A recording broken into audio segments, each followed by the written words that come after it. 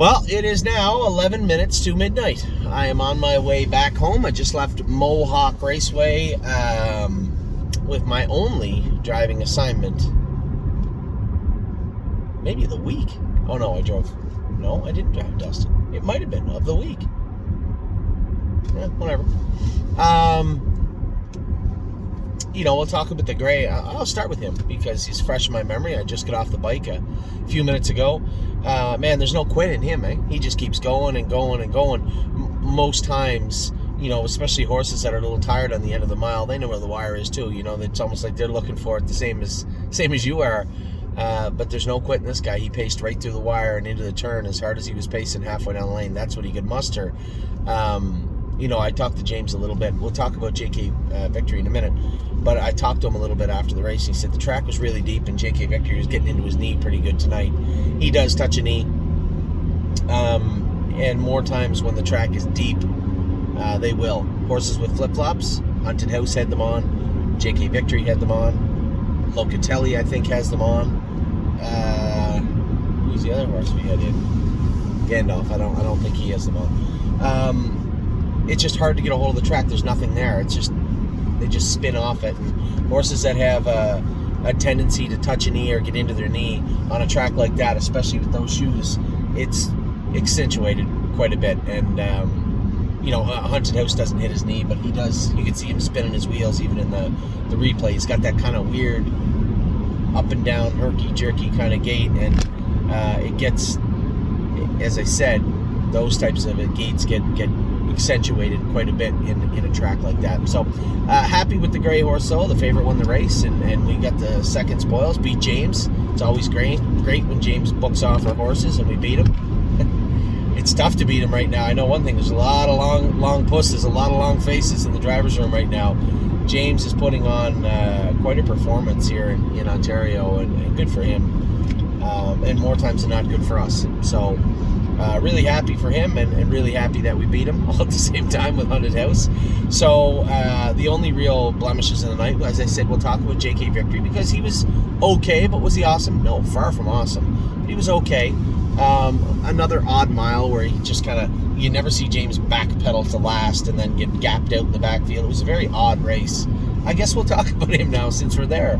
A very odd race in the sense that it just didn't seem like a normal James-like drive, and I don't want to press him on it, because I think there's still a little alarm that goes off in James's head with this guy every so often. I think he does worry him a little bit,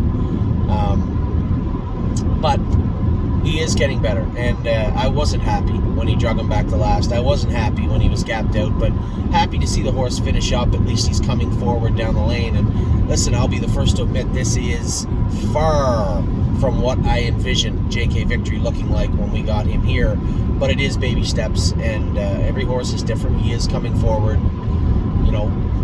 That's a start, I guess, is the best way to look at it right now. I mean, I'm a bystander the same as you for right now with the horse, and we are going to continue to tinker a little bit with him, but for now, I'm going to take the small victory in saying that the horse got home good, passed some horses, looked like he wanted to get involved in the race late in the mile, and we'll go from there. Definitely not a great performance, but not a horrible one. He was hitting his knee a little bit harder on that track tonight. Hopefully there'll be a firmer track next week, and if we're going to run into this type of track in the immediate future, then we may have to look at some additional shoeing changes up front, I suppose. So that's a conversation I'll have with Harry and James. I'm sure James and Harry will have it before then also. But for now, JK Victory, as I said, I'm going to take the minor spoils and the little victories and just say, hey, the horse got home good, looked like he wanted to get involved, and although, as I said, I'm the first to admit that this is not what we signed up for, he is coming forward. So there's that. Locatelli was great tonight, and as somebody said, it looked like HB Mama B was gone. Yeah, at that moment it did, but there was still a lot of racing left in the race, and it's every time a horse makes a break, it sucks if you're that person, but you know what, the first time I ever heard the saying was in an interview with Henry Filion, and he said, I'd rather be lucky than good. And truer words are never spoken in this game. So we had one dropped in our lap tonight with Locatelli, but hey, that's racing.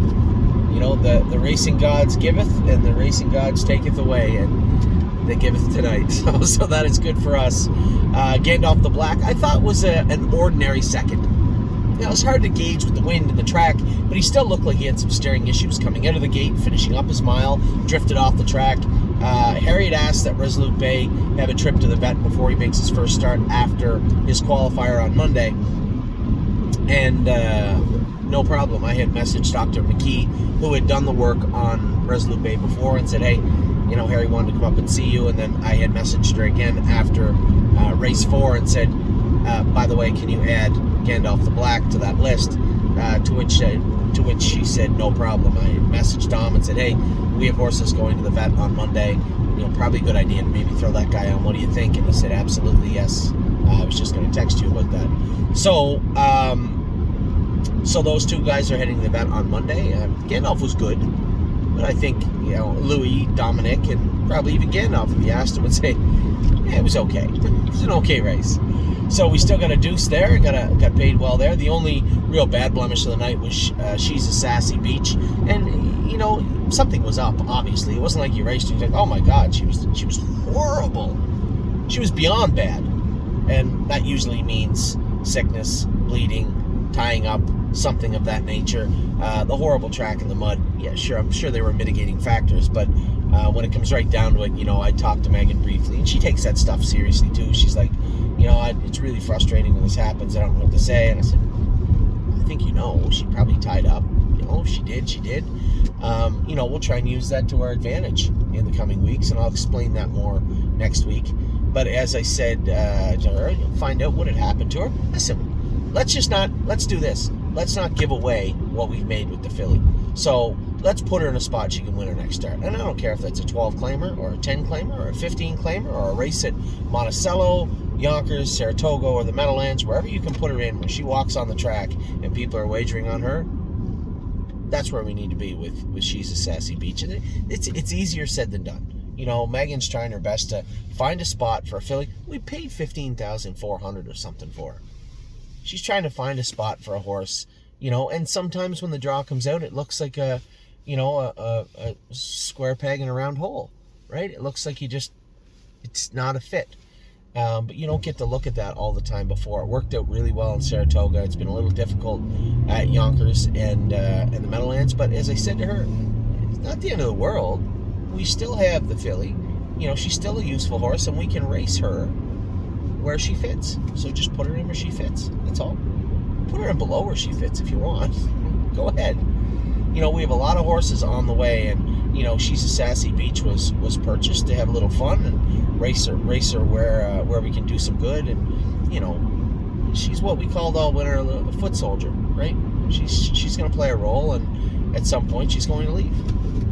And that's the way it is. So a great day overall, though. Whether it be what I had cataloged this afternoon for you with the training of Brace and Horn Player and Crantini and the horses that I went with that I was very, very happy with today, or whether it was the races tonight. And even I'm not a big fan of literally getting out of bed at 10:15, driving down to Mohawk to race at 11:45. So that's because I didn't get out of bed at 10:15. I get out of bed at about 11:45. So but hey, happy to do it. Happy it worked out well, and really nice horse to drive, that gray horse. Harry's got the horses rolling good again. It's great to see Dominic's barn coming to life a little bit. And as I said to our clients, we're always looking to move the horses where they can do the most work. And Red Overbach, I believe, is going to Poconos next week to race in the claiming series there. I think his first claiming tag is 27.5 plus allowances is 34,000 US, which is around 40 Canadian, and maybe a little bit more actually. And I think that it's a good spot for him. Will we retain him long? I don't know, but we need to find a class where the horse can go on the track at 8-5, 9-5, 2-1, and then race, and then follow through with that, like a 8-5, 9-5, or 2-1 horse. So this is a time of year when the 3-year-olds are coming out of the woodwork, and we're starting to get a good look at them. I think Mario did a great job waltzing over to Flamborough and picking up a win with more than you know. It's stuff like that, just the little things that we got to do, chip away, baby steps, and get the horses moving forward, and that is what we are going to continue to do. So you know what? It's been a great week on the track. It's been a great week with the babies, and overall a great week at the stable. So your videos, I did your 2-year-old, 3-year-old, and racehorse videos today. I'm going to do your opening tomorrow because I wanted to wait and see how everybody raced. But I can tell you what, it's going to be a great opening tomorrow because we had a great night at the track. So take care. I know most of you are in bed. You're watching this on Sunday morning. You know what? Go have a cup of coffee. Hopefully the sun comes out wherever you are, and you have a wonderful Sunday afternoon. Take care.